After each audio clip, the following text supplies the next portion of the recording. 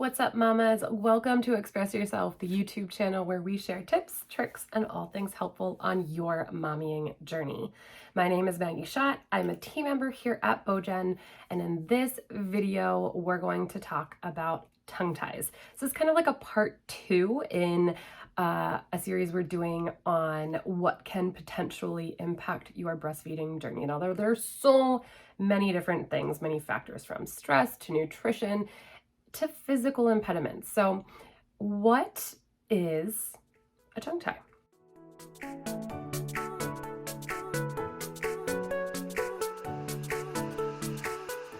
So we talked about lip tie being dealing with the connective tissue up here in the kind of like gums in between your gum and upper lip. Now, a tongue tie deals with the connective tissue between the bottom of your tongue and the kind of like the bottom of your mouth. What is the impact potentially of a tongue tie? Not all babies who have tongue ties will be impacted. It's kind of like that sliding scale that we have in almost every situation when it comes to breastfeeding. You've got the unaffected, and then you've got the really affected, and it can become serious because if a baby can't eat, then their weight, is not going to bounce back up, or it's going to drop over time. That causes some serious stress for mom and just all parties, partners, other kiddos in the houses, your pediatrician, all kinds of stuff. So how does this potentially impact your baby? Well, your baby, let's talk about the latch and how a latch happens. When your baby opens up their mouth to latch, they actually use their tongue to draw in your nipple tissue. So the tongue is a very important part of the process of a baby latching. When this bit of tissue, it's called a frenulum, is tight or restrictive, they can't extend their tongue as far sometimes. And then that makes it harder. If they can't stick their tongue out far enough, they can't draw your breast tissue into their mouth. So that's kind of how it impacts their ability to latch. And then it also is very important in maintaining this latch as they suckle. The tongue actually is used to help maintain the seal. So it's not just drawing the nipple into their mouth, it's also keeping it there and keeping that suction as well, or that seal, I should say, as well. Okay, so let's talk about options. There are options. Don't panic if you think that your baby is affected by a tongue tie. There are 2 first steps that we want you to take. We are not professionals, and this video is meant purely just to help provide some very high-level information on what could potentially derail your breastfeeding journey or make it more challenging. Tongue ties are one of those things. So the first thing that we recommend doing is seeking a lactation professional. Now, we say lactation professional first because while you're troubleshooting the issue, or whatever the issue might be, whether it's a tongue tie or something else, you need to be able to maintain your breast milk supply, and you need to be able to feed your baby. And a lactation professional is trained in both of those areas. So regardless of what else is going on and what's happening, that support is going to not just help save your breastfeeding journey, but it's going to make your life a lot easier, okay? So a good lactation professional with whom you can feel a relationship or establish a rapport, that's going to make or break breastfeeding for you if you are stressed out or having any kind of challenges.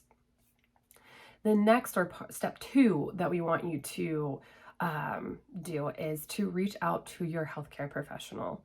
So there are different resources that they can kind of provide you with, or directions that they can kind of steer you in based on your baby's health and wellness. And kind of the same reason we talked about reaching out to a lactation professional, your baby's health and wellness and nutrition and development could be affected if they're not able to feed enough or get the right nutrition from your breast milk. So working in collaboration or in tandem with a lactation professional and your baby's healthcare provider is very important.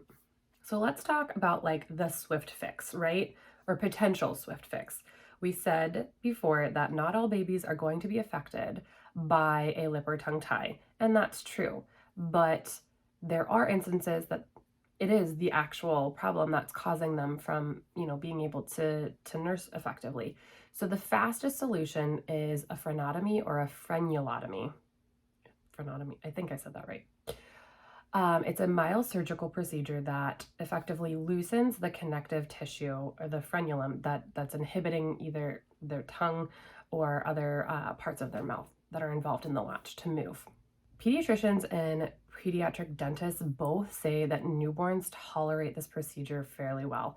There's no risk of, there's no need for local anesthetic in many cases, and there's very mild risk of infection. So it's actually, it will heal pretty quickly. It's not as invasive or upsetting as you might initially think when you read some of the descriptions of this procedure.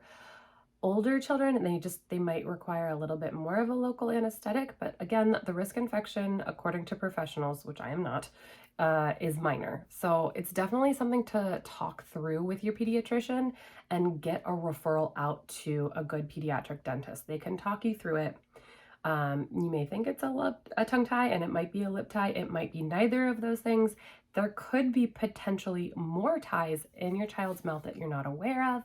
So it's really just a good idea, like we suggested in the lip tie video, to speak or get a consultation with a pediatric dentist, regardless if you choose to go with them in the procedure or not. It's just more information that helps you make the right decision for your family. Surgery is not for everybody, and we're going to link to a study below in the description box here. There's a study that suggests that 40 to 75% of babies born with tongue ties can effectively nurse without this procedure. There's other studies that also are starting to say that the procedure might not be as corrective as we thought, and that babies still sometimes have challenges with nursing. There are a lot of different factors that go into nursing a baby. So this is really something that you need to go and gather a bunch of information and just kind of sit with it and speak with your family and make the decision that's right for you. It's a very personal decision. Okay, so we mentioned working with a lactation professional and protecting your milk supply. Pumping can be a very effective way to safeguard your breast milk supply.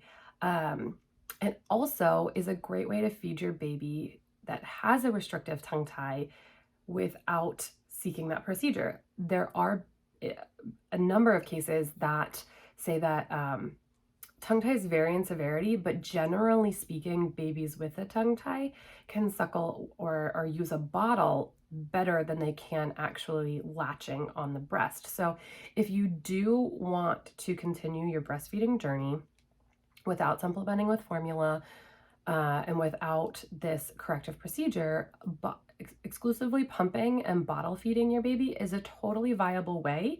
It's a lot of work, and it's going to be a little bit of a learning curve. You might hear people tell you not to do it, that it's not worth it. But again, this is a very personal decision for you and your family. So it's something I would recommend looking into. We have mamas on our team who are exclusive pumpers. We've got some great podcasts that we spoke with exclusive pumpers, Sandy J. Green and Amanda Glenn. We'll link those in the description below this video so you can get as much information about this option for your family as possible. Another podcast episode, and we mentioned this in the lip tie video as well, is infant massage. So we'll link that and talk to you a little bit about this. So at a very high level, infant massage, we think of massage, we think of the body, right? Not so much the face, but infant massage can have a very beneficial impact for babies that have lip, cheek, tongue, any kind of ties that might be impacting their ability to latch. It can help strengthen the facial muscles. It can help promote movement, a range of motion. So there's there's quite a bit of a possibility to impact whatever challenge your baby might be facing.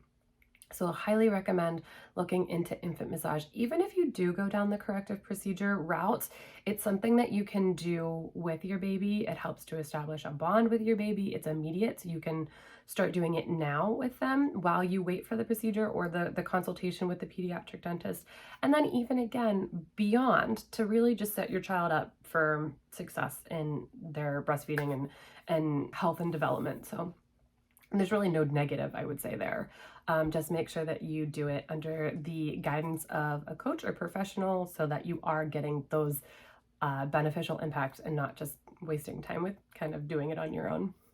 So if you do go down the pumping route, whether it's to safeguard your milk supply, alleviate engorgement, or to express and feed your child, the breast pump cushions from Bojen can make a world of difference in terms of comfort and better fit with your flange.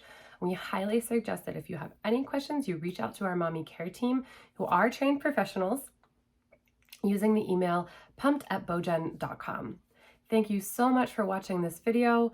We hope you stay pumped for Bojen. Please, to do so, like this video, subscribe to our channel, and hit that notification bell so that you're notified when we post new content, which is every week, and it is always baby, breastfeeding, or mama related. So thanks so much for watching, mamas, and have a great day.